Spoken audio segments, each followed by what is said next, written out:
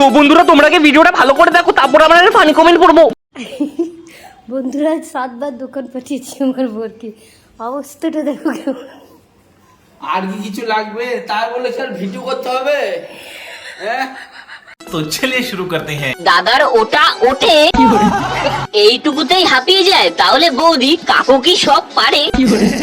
আর একটা কন্ডম আনো, রাতে লাগবে। তুমি কেন নেকামো করছো বুড়ো ভাম?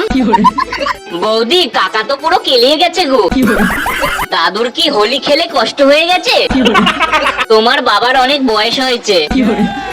দাদা তো পুরো রেডি, এবার উপরে উঠে বসো।